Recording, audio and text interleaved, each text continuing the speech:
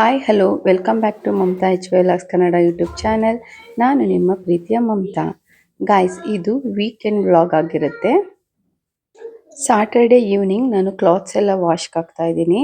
Because Sunday Rathasaptami ಇದೆ, ಅವತ್ತಿನ ದಿನ ಪೂಜೆ ಎಲ್ಲ ಮಾಡಬೇಕಾಗಿರುತ್ತೆ. ಸೊ ಅದಕ್ಕೆ ನಾನು ಹಿಂದಿನ ದಿನನೇ ಸ್ವಲ್ಪ ವರ್ಕ್ನೆಲ್ಲ ಮಾಡಿಟ್ಕೊಳ್ತಾ ಇದ್ದೀನಿ.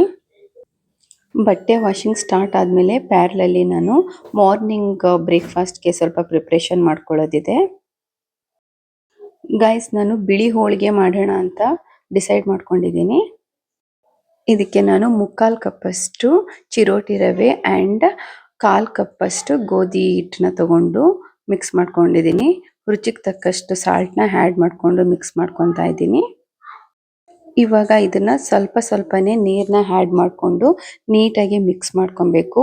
ನಾವು ಯಾವ ಥರ ಹೋಳಿಗೆ ಕಣಕ ರೆಡಿ ಮಾಡ್ಕೊತೀವಿ ಅದೇ ಥರ ಇದನ್ನು ಅಷ್ಟೇ ನೀಟಾಗಿ ಮಿಕ್ಸ್ ಮಾಡ್ಕೊಬೇಕು.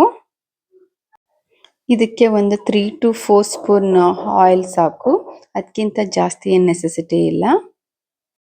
ಹಿಟ್ಟು ಮಿಕ್ಸ್ ಮಾಡ್ಕೊಳ್ಳುವಾಗ್ಲೇ ಇದನ್ನು ಸ್ವಲ್ಪ ನೀರು ಹಾಕ್ಕೊಂಡು ತುಂಬ ತೆಳುವಾಗಿ ಮಾಡ್ಕೊಬೇಕು. ನಾವು ಯಾವ ಥರ ಹೋಳಿಗೆ ಕಣಕ ಮಾಡ್ಕೊತೀವಿ ಅದೇ ಥರ ಇದನ್ನ ತೆಳ್ಳಗೆ ಮಾಡಿಕೊಂಡ್ರೆ ಸಾಫ್ಟಾಗಿ ಚೆನ್ನಾಗಿ ಬರುತ್ತೆ. ಗಟ್ಟಿ ಆಗಿಬಿಟ್ರೆ ಅದನ್ನು ಒತ್ತೋದಕ್ಕೆ ತುಂಬ ಡಿಫಿಕಲ್ಟ್ ಆಗುತ್ತೆ. ಸೊ ನೋಡಿ, ನಂದು ನೀಟಾಗಿ ಹದವಾಗಿ ಬಂದಿದೆ. ಸೇಮ್ ಹೋಳಿಗೆ ಹಿಟ್ಟು ಹೇಗಿರುತ್ತೆ ಅದೇ ಥರನೇ ಇದೆ. ರೆಗ್ಯುಲರ್ ಆಗಿ ಮನೆಯಲ್ಲಿ ಯಾವಾಗಲೂ ನಾವು ಚಪಾತಿ ಮಾಡ್ತಾನೆ ಇರ್ತೀವಿ, ತಿಂದು ಬೇಜಾರಾಗಿರುತ್ತೆ. ಆ್ಯಂಡ್ ಮಕ್ಳಿಗೂ ಕೂಡ ಏನಾದರೂ ಡಿಫ್ರೆಂಟಾಗಿ ಟ್ರೈ ಮಾಡೋದಿರುತ್ತಲ್ವಾ. ಸೊ ಅದಕ್ಕೆ ಒನ್ ಟೈಮ್ ಈ ಥರ ಟ್ರೈ ಮಾಡಿ ನೋಡಿ, ತುಂಬ ಚೆನ್ನಾಗಿರುತ್ತೆ. ಇವಾಗ ಓವರ್ ನೈಟ್ ಹೀಗೆ ಇರಲಿ, ಫ್ರಿಜ್ಜಲ್ಲಿ ಇಡೋದೇನು ಬೇಡ, ಸಾಫ್ಟಾಗಿ ಚೆನ್ನಾಗಾಗುತ್ತೆ. Guys, today Rathasaptami. ನಾನು ಅರ್ಲಿ ಮಾರ್ನಿಂಗ್ 3 o'clockಗೆ ಎದ್ದು ಮನೆಯನ್ನೆಲ್ಲ ಕ್ಲೀನ್ ಮಾಡಿ ಸ್ನಾನ ಮಾಡಿ ದೇವ್ರ ಪಾತ್ರೆನೆಲ್ಲ ತೊಳೆದು ಪೂಜೆಗೆ ರೆಡಿ ಮಾಡ್ಕೊಂಡಿದ್ದೀನಿ.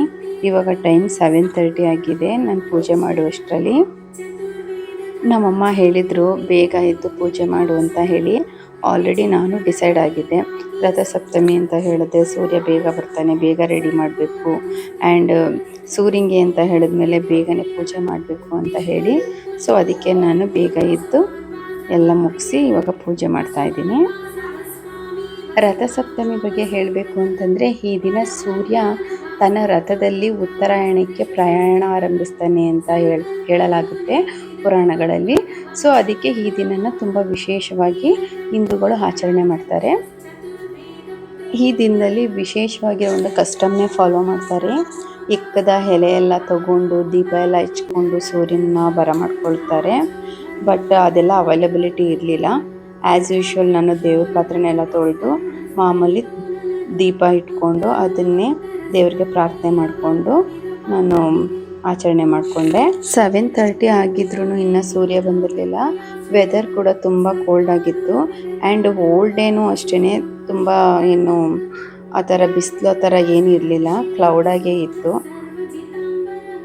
ನಮ್ಮೆಲ್ಲರ ಲೈಫ್ನಲ್ಲೂ ನಮ್ಮ ತಂದೆ ಎಷ್ಟು ಇಂಪಾರ್ಟೆಂಟು ಅದೇ ಥರ ದೇವರಲ್ಲಿ ಸೂರ್ಯದೇವನು ತುಂಬ ಇಂಪಾರ್ಟೆಂಟು. ಸೂರ್ಯದೇವನ ನಾವು ತಂದೆ ಸ್ಥಾನದಲ್ಲಿ ಇಟ್ಕೊಂಡು ನೋಡ್ತೀವಿ. ನಮ್ಮೆಲ್ಲರಿಗೂ ಕೆಲಸ ತುಂಬ ಇಂಪಾರ್ಟೆಂಟು. ನಮ್ಮ ಲೈಫಲ್ಲಿ ನಮ್ಮೆಲ್ಲರಿಗೂ ಒಳ್ಳೆ ಕೆಲಸ ಸಿಗಬೇಕು ಅಂತಂದರೆ ಸೂರ್ಯನ ಚೆನ್ನಾಗಿ ಪೂಜೆ ಮಾಡಬೇಕು. ಪೂಜೆ ಎಲ್ಲ ಮುಗಿದ್ಮೇಲೆ ಬ್ರೇಕ್ಫಾಸ್ಟ್ಗೆ ಪ್ರಿಪೇರ್ ಮಾಡ್ತಾಯಿದ್ದೀನಿ. ನಾನು ಆವಾಗಲೇ ಹೇಳಿದ್ನಲ್ಲ, ನಾನು ಬಿಳಿ ಹೋಳಿಗೆ ಪ್ರಿಪೇರ್ ಮಾಡ್ತಾಯಿದ್ದೀನಿ ಅಂತ. ಇವಾಗ ಅದ್ರ ಜೊತೆಗೆ ಬಟಾಣಿ ಆ್ಯಂಡ್ ಹೂಕೋಸು ಯೂಸ್ ಮಾಡಿಕೊಂಡು ಗ್ರೇವಿ ಮಾಡೋದಕ್ಕೆ ಪ್ರಿಪೇರ್ ಮಾಡ್ಕೊತಾ ಇದ್ದೀನಿ. ಇವಾಗ ಕುಕ್ಕರಲ್ಲಿ ಸ್ವಲ್ಪ ನೀರಿಟ್ಬಿಟ್ಟು ಅದನ್ನು ಚೆನ್ನಾಗಿ ಕುದಿಸ್ಕೊತಾ ಇದ್ದೀನಿ. ಬಿಕಾಸ್ ಈ ಹೂಕೋಸು ಇದೆಯಲ್ಲ, ಇದನ್ನು ಅದರೊಳಗೆ ಹಾಕಬೇಕು ಬಿಸಿನೀರಲ್ಲಿ. ಇದು ಕ್ಲೀನಿಂಗ್ ಮೆಥಡ್. ಬಿಕಾಸ್ ಇದರಲ್ಲಿ ಸಣ್ಣ ಸಣ್ಣ ಹುಳಗಳಿರುತ್ತೆ, ಅದು ಅಷ್ಟು ಈಸಿಯಾಗಿ ಕ್ಲೀನ್ ಆಗೋದಿಲ್ಲ ನಾವು ರೆಗ್ಯುಲರ್ ವಾಟರಲ್ಲಿ ವಾಶ್ ಮಾಡಿದ್ರೆ. ಸೊ ಅದಕ್ಕೆ ಈ ಥರ ಬಿಸಿ ನೀರಲ್ಲಿ ವಾಶ್ ಮಾಡ್ಕೊಳ್ಳೋದ್ರಿಂದ ಚೆನ್ನಾಗಿ ಕ್ಲೀನ್ ಆಗುತ್ತೆ. ಈ ಹೂಕೋಸನ್ನ ಆ್ಯಡ್ ಮಾಡಿಕೊಂಡು ಕುದಿಸೋದಕ್ಕೆ ಹೋಗಬಾರ್ದು. ಆಲ್ರೆಡಿ ಕುದಿಸಿರೋ ನೀರಿಗೆ ಇದನ್ನು ಹಾಕಿಬಿಟ್ಟು ಸ್ವಲ್ಪ ಹೊತ್ತು ಬಿಡಬೇಕು. ವಾಟರ್ಗೆ ಸ್ವಲ್ಪ ಟರ್ಮರಿಕ್ ಆ್ಯಂಡ್ ಸಾಲ್ಟ್ನೂ ಆ್ಯಡ್ ಮಾಡ್ಕೋಬೋದು. ಇದೊಂದು 5 ಮಿನಿಟ್ಸು ಹಾಗೆ ಸೋಕಾಗಿರಲಿ. ಅಲ್ಲಿ ತನಕ ಮಸಾಲೆ ರೆಡಿ ಮಾಡ್ಕೊಳ್ಳೋಣ. ಇವಾಗ ಮಸಾಲೆಗೆ ಸ್ವಲ್ಪ ಕೊಕೊನಟ್ ತೊಗೊಂಡಿದ್ದೀನಿ, ಅದನ್ನು ಜಾರೊಳಗಡೆ ಹಾಕ್ಕೊತಾ ಇದ್ದೀನಿ. ಇದಕ್ಕೆ ಬೇಕಾಗಿರುವಂಥ ಇಂಗ್ರೀಡಿಯೆಂಟ್ಸ್ ನೋಡಿ, ಒಂದು ಮೀಡಿಯಮ್ ಸೈಜ್ ಆನಿಯನ್ ತಗೊಂಡು ಅದನ್ನು ಒಂದು ಮುಕ್ಕಾಲರಷ್ಟು ಉದ್ದಗೆ ಹೆಚ್ಚಿಟ್ಕೊಂಡಿದ್ದೀನಿ. ಆ್ಯಂಡ್ ಟೊಮೆಟೊನು ಕೂಡ ಒಂದು ಮೀಡಿಯಮ್ ಸೈಜ್ ಟೊಮೆಟೊ ತಗೊಂಡಿದ್ದೀನಿ. ಸ್ವಲ್ಪ ಕೊತ್ತಂಬರಿ ಸೊಪ್ಪು, ಸ್ವಲ್ಪ ಬೆಳ್ಳುಳ್ಳಿ, ಸ್ವಲ್ಪ ಶುಂಠಿ, ಚಕ್ಕೆ, ಲವಂಗ ಇದಿಷ್ಟು ಬೇಕಾಗತ್ತೆ. ಇದನ್ನು ಕೋಕೋನಟ್ ಇರೋ ಜಾರ್ಗೆ ಆ್ಯಡ್ ಮಾಡ್ಕೊತಾ ಇದ್ದೀನಿ. ಇದಕ್ಕೆ 1½ ಟೇಬಲ್ ಸ್ಪೂನ್ ಅಷ್ಟು ನಮ್ಮದು ಮಸಾಲೆ ಪುಡಿನ ಆ್ಯಡ್ ಮಾಡ್ಕೊತೀನಿ. ಇವಾಗ ಇದಿಷ್ಟನ್ನು ನೀಟಾಗಿ ಗ್ರೈಂಡ್ ಮಾಡ್ಕೊತೀನಿ.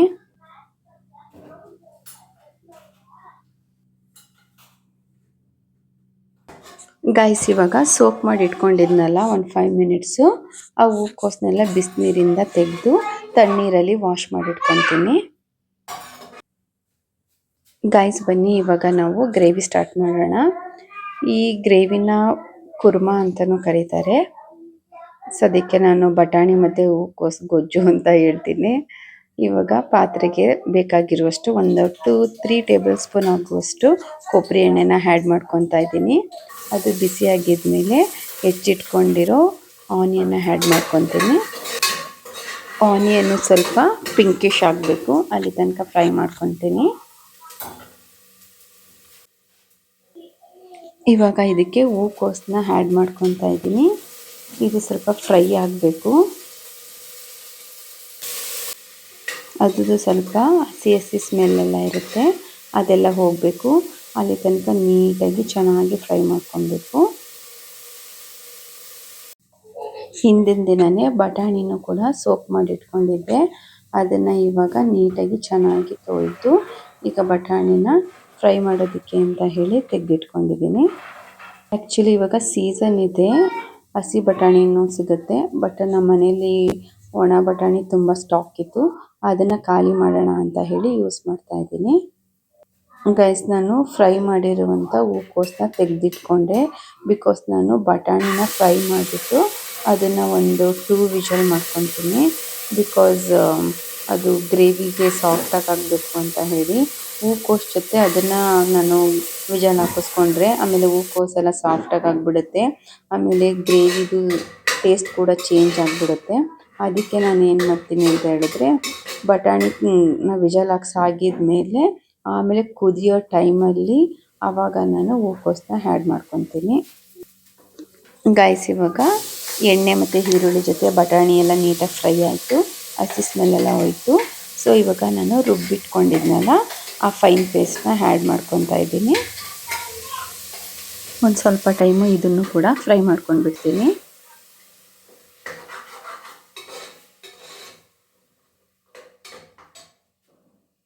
ಇದು ಗೊಜ್ಜಾಗಿರೋದ್ರಿಂದ ವಾಟರ್ನ ನೋಡ್ಕೊಂಡು ಹಾಕ್ಕೊಬೇಕು.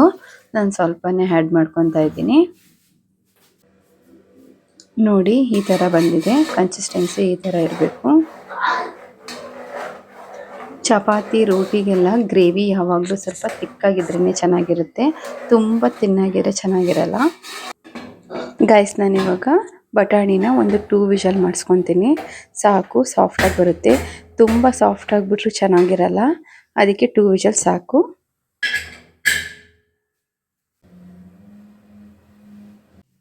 ಕುಕ್ಕರು 2 ವಿಷಲ್ ಆಯಿತು. ಸೊ ನಾನಿವಾಗ ರಿಮೂವ್ ಮಾಡಿಬಿಟ್ಟು ಇವಾಗ ನಾನು ಆವಾಗಲೇ ಫ್ರೈ ಮಾಡಿ ಇಟ್ಕೊಂಡಿದ್ನಲ್ಲ ಆ ಹೂಕೋಸನ್ನೆಲ್ಲ ಆ್ಯಡ್ ಮಾಡ್ತೀನಿ. ನಾನು ಒನ್ ಟೈಮು ಎರಡನ್ನೂ ಹಾಕ್ಬಿಟ್ಟು ವಿಷಲ್ ಮಾಡಿಸ್ಕೊಂಡಿದ್ದೆ. ಆವಾಗ ಒಂದು ಸ್ವಲ್ಪನೂ ಚೆನ್ನಾಗಿರಲಿಲ್ಲ, ತುಂಬ ಎರಡು ಬೆಂದೋಗ್ಬಿಟ್ಟಿತ್ತು, ಟೇಸ್ಟಿನೇ ಇರಲಿಲ್ಲ. ಸೊ ಅದಕ್ಕೆ ನಾನು ಇವಾಗ ಈ ಥರ ಮಾಡ್ತೀನಿ. ನೋಡಿ, ರುಚಿಗೆ ತಕ್ಕಷ್ಟು ಸಾಲ್ಟ್ನ ಆ್ಯಡ್ ಮಾಡಿಕೊಂಡೆ.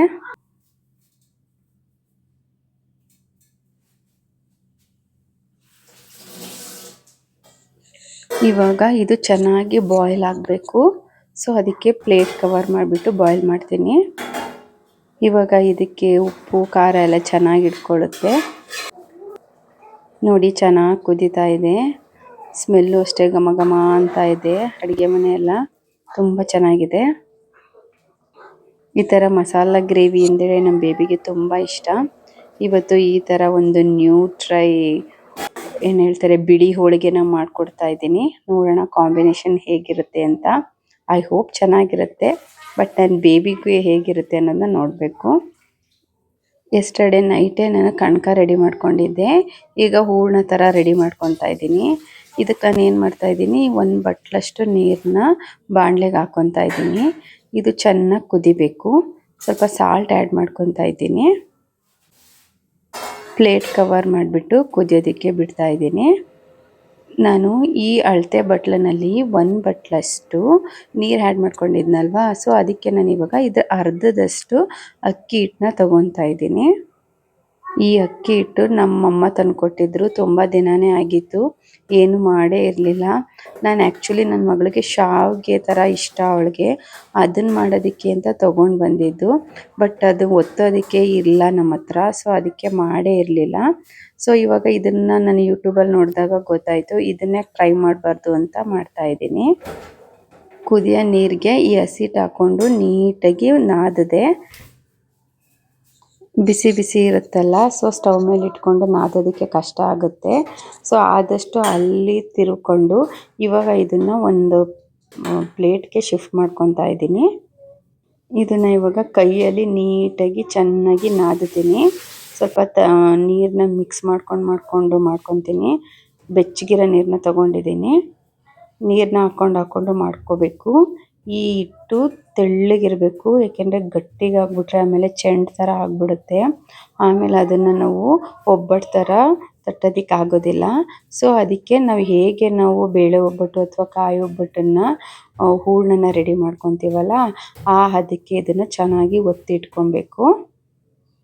ಎಷ್ಟು ಚೆನ್ನಾಗಿ ನಾದಿಟ್ಕೊತೀವೋ ಅಷ್ಟು ಚೆನ್ನಾಗಿ ಒಬ್ಬಟ್ಟು ಬರುತ್ತೆ. ನೋಡಿ, ಈ ಥರ ಕನ್ಸಿಸ್ಟೆನ್ಸಿನಲ್ಲಿ ಸಾಫ್ಟಾಗಿರಬೇಕು. ಇದರಲ್ಲಿ ಯಾವುದೇ ಥರ ಗಂಟುಗಳೆಲ್ಲ ಇರಬಾರ್ದು. ಆ ಥರ ನೀಟಾಗಿ ಕೈಯಲ್ಲಿ ಸ್ವಲ್ಪ ನೀರು ಹಾಕ್ಕೊಂಡು ಚೆನ್ನಾಗಿ ನಾದಿಟ್ಕೊಂಡ್ರೆ ಚೆನ್ನಾಗಿ ಬರುತ್ತೆ.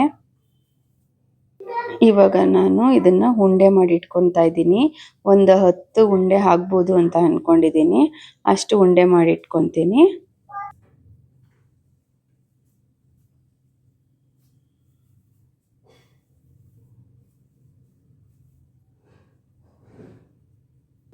ನೋಡಿ ಎಷ್ಟು ಚೆನ್ನಾಗಿ, ಎಷ್ಟು ಕ್ಯೂಟಾಗಿ ಕಾಣಿಸ್ತಾ ಇದೆ ಉಂಡೆಗಳು.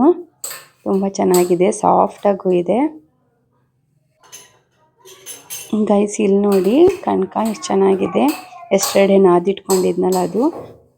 ಇವಾಗ ಇದನ್ನು ತಗೊಂಡು ಇದಕ್ಕೆ ನಾನು ಅಕ್ಕಿ ಇಟ್ಕೊಂಡಿದ್ನಲ್ಲ ಉಂಡೆ, ಅದನ್ನು ಹಾಕ್ಕೊಂಡು ಎಲ್ಲ ರೋಲ್ ಮಾಡಿಕೊಂಡೆ, ಉಂಡೆ ಮಾಡಿಕೊಂಡೆ. ಸೊ ಇದನ್ನು ಇವಾಗ ಒತ್ತೋದಕ್ಕೆ ಅಂತ ಹೇಳಿಬಿಟ್ಟು ಬಟರ್ ಪೇಪರ್ ಮೇಲೆ ಹಾಕ್ಕೊಂಡು ತಟ್ತಾ ಇದ್ದೀನಿ.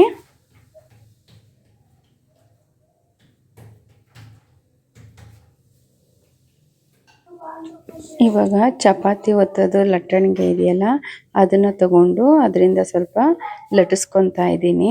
ಏಕೆಂದರೆ ಸ್ವಲ್ಪ ಅಗಲವಾಗಿ ಬರುತ್ತೆ. ಒಂದು ಸ್ವಲ್ಪ ತೆಳ್ಳಗಿದ್ದಷ್ಟು ಸುಡೋದಕ್ಕೂ ಕೂಡ ಈಸಿ ಆಗುತ್ತೆ. ಏಕೆ ಅಂತಂದರೆ ಚಪಾತಿ ಹಿಟ್ಟು ಒಳಗಡೆ ಹೂರಣ ಇರೋದಲ್ವಾ, ಸ್ವಲ್ಪ ಬೇಯೋದಕ್ಕೆ ಲೇಟ್ ಆಗುತ್ತೆ ಅಂತ ಹೇಳಿ ತೆಳ್ಳಗೆ ಮಾಡ್ಕೊತಾ ಇದ್ದೆ. ಈ ಕಡೆ ಹೆಂಚು ಕೂಡ ಚೆನ್ನಾಗಿ ಕಾದಿತ್ತು. ಸೊ ಇವಾಗ ಒತ್ತಿಟ್ಕೊಂಡಿರೋದನ್ನು ಹಾಕ್ತಾ ಇದ್ದೀನಿ. But unfortunately I couldn't able to bring back my butter paper. ಯಾವ ಥರ ಕಚ್ಕೊಂಡು ಬಿಟ್ಟಿದೆ ನೋಡಿ. ಸೊ ನಾನು ಹಾಕಿದ ಎಫರ್ಟ್ ಎಲ್ಲ ಗಾನ್ ಅಂತ ಅಂದ್ಕೊಂಡು ಅಪ್ಸೆಟ್ ಆಗಿದ್ದೆ. ಫ್ಯೂ ಮಿನಿಟ್ಸ್ ಅಷ್ಟೇ. ಆಮೇಲಿಂದ ಇನ್ನೊಂದು ಐಡಿಯಾ ಮಾಡಿಕೊಂಡು ಇವಾಗ ನಾನು ಚಪಾತಿ ಥರ ಯಾವ ಥರ ಮಾಡ್ಕೊಂಡಿದ್ದೀನಿ ನೋಡಿ. ಗೈಸ್ ನೋಡಿ ಇವಾಗ ಎಷ್ಟು ಬ್ಯೂಟಿಫುಲ್ಲಾಗಿ ಬರ್ತಾ ಇದೆ ಅಂತ. ನಾನು ಆ್ಯಕ್ಚುಲಿ ದೊಡ್ಡಕ್ಕೆ ಮಾಡ್ಕೊಂಡಿದ್ದೀನಿ. ಏಕೆಂದರೆ ಅವಾಗ ಒಂಥರ ಸ್ಯಾಟಿಸ್ಫ್ಯಾಕ್ಷನು, 1-2 ತಿಂದರೆ ಹೊಟ್ಟೆ ತುಂಬುತ್ತೆ. ಸೊ ಅದಕ್ಕೆ ಅಂತ ಹೇಳಿ ಈ ಥರ ಮಾಡ್ಕೊಂಡಿದ್ದೀನಿ. ಆ ಬಟರ್ ಪೇಪರಿಂದ ನನಗೆ ಮಾಡೋಕ್ಕಾಗಿಲ್ಲ. ಸೊ ಡೈರೆಕ್ಟ್ಲಿ ನಾನು ಚಪಾತಿ ಯಾವ ಥರ ಮಾಡ್ತೀನೋ ಅದೇ ಥರ ಇವಾಗ ಹಿಟ್ಟನ್ನ ತಗೊಂಡು ಅದಕ್ಕೆ ನಾನು ಅಕ್ಕಿ ಉಂಡೆನ ಇದರೊಳಗೆ ಇಟ್ಬಿಟ್ಟು ನೀಟಾಗಿ ತಟ್ಕೊಂಡು ಅದನ್ನ ನಾನು ಗೋಧಿ ಹಸಿಟ್ಟು ಜೊತೆ ಹತ್ಕೊಂಡು ನೀಟಾಗಿ ಚಪಾತಿ ಲಟ್ಟಿಸ್ತೀನಲ್ಲ, ಅದೇ ಥರ ಲಟ್ಟಿಸ್ಕೊಂಡೆ. ಈಸಿಯಾಗಿ ಆಯಿತು. ಯಾವುದೇ ರೀತಿ ಈ ಚಪಾತಿ ಮಣೆಗೆ ಅದಕ್ಕೆಲ್ಲ ಕಚ್ಕೊಳ್ಳಿಲ್ಲ. ಆ್ಯಕ್ಚುಲಿ ನನಗೆ ಇದು ಕಂಫರ್ಟಬಲ್ ಆಯಿತು. ಬಟರ್ ಪೇಪರ್ ಜೊತೆ ನನಗೊಂದು ಸ್ವಲ್ಪ ರಿಸ್ಕ್ ಅನ್ನಿಸ್ತಾ ಇತ್ತು, ಒತ್ತೋದಕ್ಕೂ ಆಗ್ತಾ ಇರಲಿಲ್ಲ. ಸೊ ಇದು ನನಗೆ ಆ್ಯಕ್ಚುಲಿ ತುಂಬ ಅಂದರೆ ತುಂಬ ಕಂಫರ್ಟಬಲ್ಲು. ನಾನು ಯಾವ ಥರ ಎಳ್ಕೊಂಡು ಹೋಗ್ತೀನೋ ಆ ಥರ ಬರ್ತಾಯಿತ್ತು.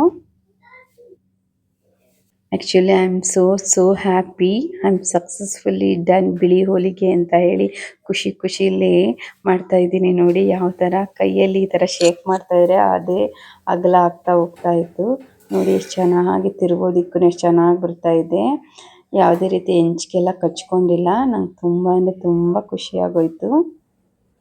ಇವಾಗ ಟೇಸ್ಟ್ ಮಾಡೋಣ ಅಂತ ಹೇಳ್ಬಿಟ್ಟು ತಗೊಂಡಿದ್ದೀನಿ ಬಟಾಣಿ ಮತ್ತು ಹೂಕೋಸು ಗ್ರೇವಿ ಜೊತೆ.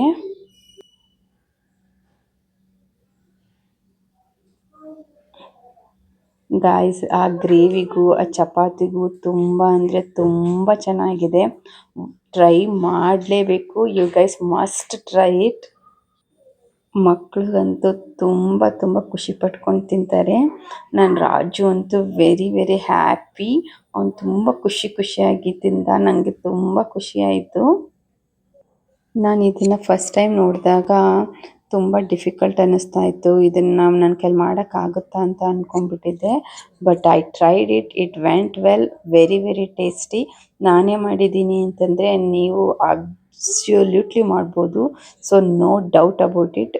So you guys try it. Must and should try it and taste it. Definitely you will love it.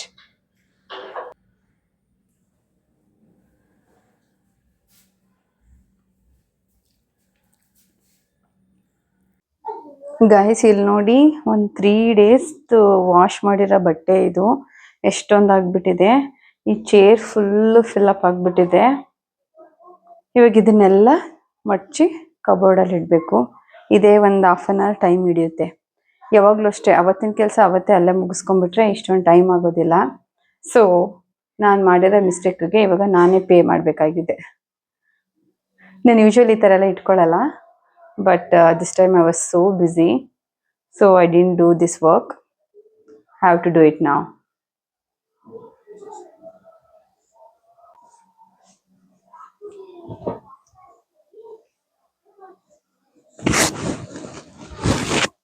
ನನ್ನ ಡ್ರೆಸ್ ಎಲ್ಲ ಒಂದು ಸೈಡ್ ಇಟ್ಕೊತೀನಿ. ನಮ್ಮ ಬೇಬಿ ಡ್ರೆಸ್ ಎಲ್ಲ ಒಂದು ಸೈಡು, ಸಂತೋಷದೆಲ್ಲ ಒಂದು ಸೈಡು. ಎಲ್ಲ ನೀಟಾಗಿ ಜೋಡಿಸಿಡ್ಬೇಕು. ಗಾಯ್ಸ್ ಇಲ್ಲಿ ನೋಡಿ ಬಟ್ಟೆಗಳು. ಇದೆರಡು ನಂದು, ಇದು ಸಂತೋಷದ್ದು, ಇದೆರಡು ನನ್ನ ಬೇಬಿದು. ಎಷ್ಟು ಬಟ್ಟೆಗಳು, ಸಾಕಾಯ್ತು ಇದಿಷ್ಟನ್ನೆಲ್ಲ ಮಡ್ಚಿಡೋಷ್ಟರಲ್ಲಿ. ಗಾಯ್ಸ್ ಇದು ನನ್ನ ಕಬೋರ್ಡು. ಇಲ್ಲಿ ನನ್ನ ಬಟ್ಟೆ, ಅದು ನನ್ನ ರಾಜುದು ಮತ್ತು ಸಂತೋಷ್ ಕಬೋರ್ಡು. ಅವ್ರದ್ದು ಅಲ್ಲಿರ್ತೀನಿ. ಇದು ಸಂತೋಷ್ ಬಟ್ಟೆ ಎಲ್ಲ ಈ ಕಡೆ ಇಡ್ತಾ ಇದ್ದೀನಿ. ಗೈಸ್ ಇಲ್ಲಿ ಸಂತೋಷ್ ರೈಸ್ ಬುಕ್ ಮಾಡಿದ್ರು, ರೈಸ್ ಬಂದಿದೆ. ಈಗ ಇದನ್ನ ಬಾಕ್ಸ್ಗೆ ಫಿಲ್ ಮಾಡ್ಕೊಂಡ್ಬಿಡ್ಬೇಕು ನಾನು.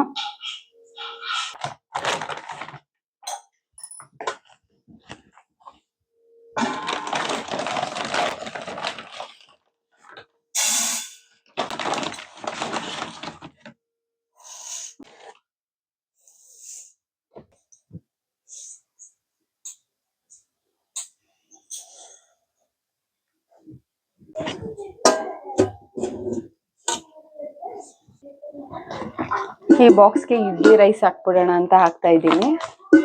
ಇದು ದೋಸೆ ರೈಸ್ ಅಂಗಡಿಲಿ ತಗೊಂಡಿರೋದು. ಇಡ್ಲಿ ರೈಸ್ ನಮ್ಮ ಅತ್ತೆ ಕೊಟ್ಟಿರೋದು.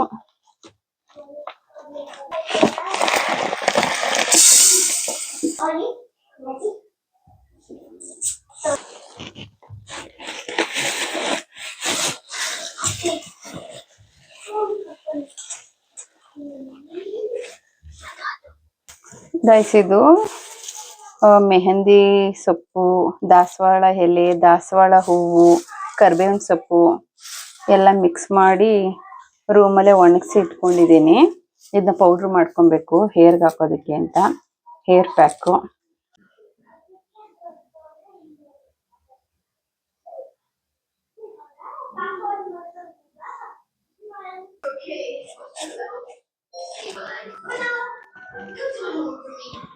This function is not available in my software. Well, I'll teach you. At least you should be able to do one thing properly.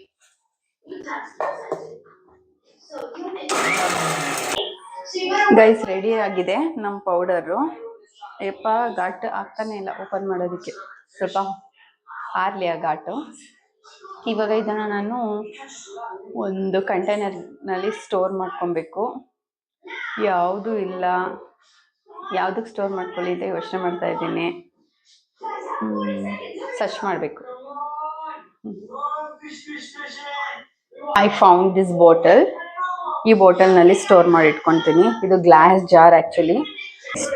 ಯಾವಾಗಲೂ ಅಷ್ಟೇ, ನಾವು ಯಾವುದೇ ಥಿಂಗ್ಸ್ನ ಸ್ಟೋರ್ ಮಾಡಬೇಕಂದ್ರೆ ಗ್ಲಾಸ್ ಜಾರ್ನ ಯೂಸ್ ಮಾಡಿದ್ರೆ ಬೆಸ್ಟ್ ಅನಿಸುತ್ತೆ instead of plastic things. Maximum things I am not using any plastic. That too in particular in food things ಅಲ್ಲಂತೂ I never ever used any plastic things. ಯಾ, ನೀವು ಅಷ್ಟೇ ಈ ಥರ ಒಂದು ಏನಾದರೂ ಇಂಪ್ಲಿಮೆಂಟ್ ಮಾಡ್ಕೊತಾನೆ ಇರಬೇಕು. ತಪ್ಪು ಅಂತ ಗೊತ್ತಾಗಿದ ತಕ್ಷಣ obviously we need to shift good things. ನಾನು ಅದೇ ಥರ ಮಾಡ್ತಾ ಇರ್ತೀನಿ.